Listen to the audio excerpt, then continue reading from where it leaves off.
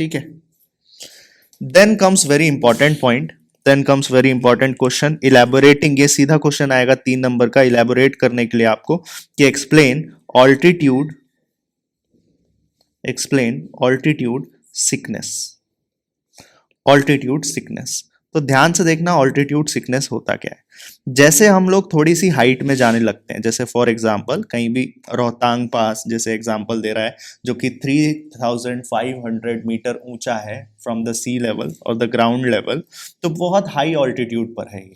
तो जैसे ही आप हाई ऑल्टीट्यूड पे जाने लगोगे तो आपको ना थोड़ा सा जी मिचलाने लगेगा, चक्कर आने लगेंगे, ठीक है, घबराहट होने लगेगी। उसको हम लोग बोलते हैं ऑल्टीट्यूड सिकनेस। उसको हम लोग क्या बोलते हैं? Altitude sickness. तो ऑल्टीट्यूड सिकनेस के सबसे पहले तो आप क्या क्या ऐसा क्यों हो रहा है? ऐसा इसलिए हो रहा है क्योंकि वहां पर एटमॉस्फेरिक प्रेशर जो है वो कम है, ठीक है। कंडीशन ऑल्टीट्यूड सिकनेस का हम लिखेंगे रीजन। सबसे पहले तो ऑल्टीट्यूड सिकनेस का रीजन क्या होता है?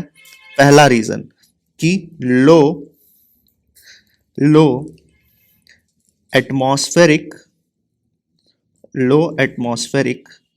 प्रेशर। आप लोग साथ साथ लिख रहे हो, हाँ या ना? ठीक है, लो एटमॉस्फेरिक प्रेशर, ठीक है, एटमॉस्फेरिक प्रेशर जो है वो बहुत लो है। और दूसरा रीजन कि अब जैसे जैसे आप हाइट पे जाने लगोगे ऑक्सीजन की अवेलेबिलिटी वो कम होगी कि नहीं होगी? ऑक्सीजन की अवेलेबिलिटी भी कम होगी। तो ऑक्सीजन लिखो, second reason is oxygen availability decreases. Oxygen availability decreases, ठीक है। तो दिस इज द रीजन कि भाई ऑक्सीजन की जो अवेलेबिलिटी है वो डिक्रीज होती है। तो ये दो रीजन की वजह से ऑल्टीट्यूड सिकनेस होता है। नेक्स्ट पॉइंट कि ऑल्टीट्यूड सिकनेस जब होता है तो उसमें एक्चुअली होता क्या है, ठीक है। ऑल्टीट्यूड सिकनेस में होता क्या है? ऑल्टीट्यूड सिकनेस में क्या सिम्टम्स आते हैं? तो सिम्टम्स में आप क्या लिखोगे? सीधी सीधी बातें जो एनसीईआरटी मेंशन करता है कि आपको क्या क्या चीजें होंगी। लो, यहां पर इस कंडीशन में आपको उल्टी जैसा मन हो सकता है, और उल्टी जैसा मन होना उसे क्या बोलते हैं? नौजिया। थकावट जैसा फील होगा, ठीक है, दिस इज फटीग, ठीक है। एंड हार्ट की जो रिदम्स हैं वो अल्टर करेंगी, तेज होंगी, जिसको बोलते हैं हार्ट पाल्पिटेशन, हार्ट पाल्पिटेशंस, ठीक है। और इसका रीजन आपको पता ही चल गया। रीजन क्या है बताओ जल्दी? लो एटमॉस्फेरिक प्रेशर, और क्या रीजन है? Low oxygen availability. ऑक्सीजन कम है और एटमॉस्फेरिक प्रेशर भी कम है, ठीक है। नोजिया, फटीग और हार्ट पल्पिटेशन, ये सब सिम्टम्स देखने को मिलेंगे। The third point comes in altitude sickness is that how body cope ups with the situation, कि बॉडी कैसे डील करती है इससे, ठीक है। तो हाउ बॉडी, थर्ड पॉइंट जो ऑल्टीट्यूड सिकनेस में समझना है, how body deals with altitude, how body deals with altitude sickness, how body deals with altitude sickness, ठीक है। तो बॉडी क्या करेगी? पहली बात हम अब इसका जवाब कौन देगा जल्दी से बताओ कि हमारी बॉडी में कौन है जो ऑक्सीजन का ट्रांसपोर्ट, कार्बन डाइऑक्साइड का ट्रांसपोर्ट करता है? ब्लड तो करता है। ब्लड में क्या? RBCs, right. हमारी RBCs are the one which are responsible for transport of oxygen and carbon dioxide in our body। जो भी गैसेस हैं उनको ट्रांसपोर्ट करने की रिस्पॉन्सिबिलिटी, जो जिम्मेदारी है वो किसकी है? RBCs, रेड ब्लड सेल्स की। अब क्योंकि मुझे ये पता चला है कि जैसे जैसे मैं हाइट में जा रहा हूँ, जैसे रोहतांग पास की बात कर रहा है, मनाली की बात कर रहा है ना, तो वहां पर ऑक्सीजन की अवेलेबिलिटी कम हो गई है, तो ऑक्सीजन कम मिल रहा है मतलब, तो मेरी बॉडी क्या करेगी उस समय पे? आरबीसी का प्रोडक्शन क्या कर देगी? बढ़ा देगी। आरबीसी का प्रोडक्शन क्या कर देगी? बढ़ा देगी, जिससे कि वो ज्यादा से ज्यादा ऑक्सीजन से बाइंड हो सके। समझ आया? तो पहला कैसे कोप अप करेगी? Bye increasing the RBC production, bye increasing the RBC production, ठीक है, bye increasing the RBC production.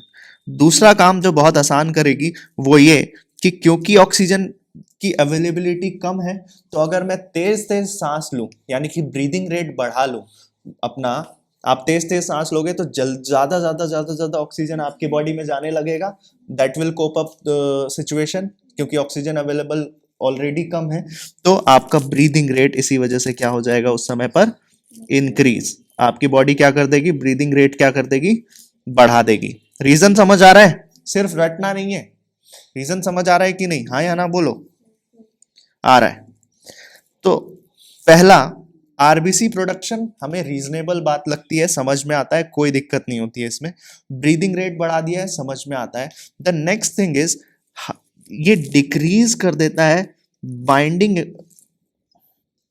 Binding affinity. ये थोड़ा सा ध्यान से समझने वाली बात है, क्योंकि इसको रिलेट नहीं कर पाते हम लोग। ठीक है, तो बाइंडिंग एफिनिटी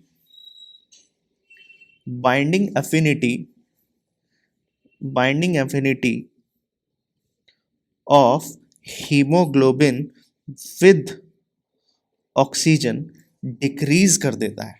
कौन डिक्रीज कर देता है, हमारी बॉडी, क्योंकि ऑक्सीजन कम है, ऑक्सीजन ऑलरेडी कम है, और हम क्या कर रहे हैं, हीमोग्लोबिन की बाइंडिंग एफिनिटी ऑक्सीजन के साथ कम कर रहे हैं। बढ़ना चाहिए, ऐसे देख के लगता है, सुन के लगता है कि बढ़ा देना चाहिए हीमोग्लोबिन की binding affinity to the oxygen, लेकिन ये क्या कर रहा है, कम कर रहा है। इसके पीछे लॉजिकल रीजन समझो क्या है, क्यों ऐसा कर रहा है बॉडी। देखो, क्योंकि अगेन सेम रीजन, क्योंकि ऑक्सीजन की अवेलेबिलिटी जो है वो एटमॉस्फेयर में कम हो चुकी है, ऑक्सीजन कम है एटमॉस्फेयर में, ठीक है, ऑलरेडी स्कैर्सिटी है ऑक्सीजन की। तो उस कंडीशन में सरवाइव करने के लिए, अडेप्ट करने के लिए, मैं ये चाहूंगा कि जो मेरी बॉडी का हीमोग्लोबिन है ना, वो ऑक्सीजन के मॉलिक्यूल से टाइटली बाइंड ना हो, उसकी जो बाइंडिंग एफिनिटी है वो बहुत लूज हो, बहुत क्या बोलते हैं उसको, लूज पकड़े उसको। समझ आया ये बात, ऑल क्लियर।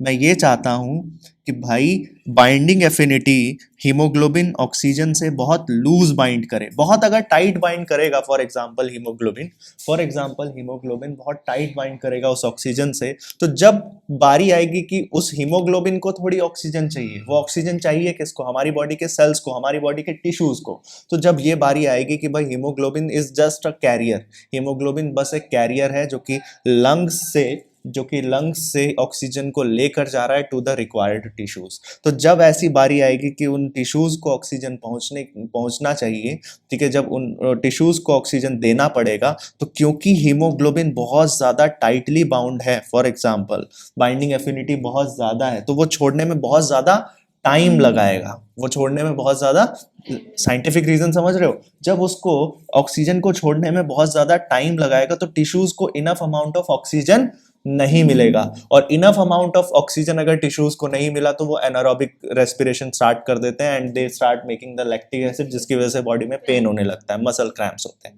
और भी रीजन है कि वो इनफ अमाउंट ऑफ एनर्जी नहीं बना पाएगा, then you will feel the fatigue, ठीक है। और ये थोड़ी देर बाद ठीक हो जाता है, जैसे अल्टीट्यूड सिकनेस, जैसे आप मनाली गए और रोहतांग पास गए या किसी हाई हिल एरियाज में गए आप, वहां पर आपको ऑल्टीट्यूड सिकनेस क्या होगा, जैसे वहां पर पहुंच रहे हो, वहां पर थोड़ी देर उल्टी वगैरह होगी, लेकिन फिर आधे घंटे में, 1 घंटे बाद सब क्या हो जाता है, नॉर्मल क्यों हो जाता है, क्योंकि body cope ups with the situation. कैसे, पहला by increasing the RBC production, दूसरा by increasing the breathing rate, और तीसरा by decreasing the haemoglobin binding affinity with the oxygen. ये तीनों पॉइंट्स क्लियर है, समझ आया, कोई डाउट?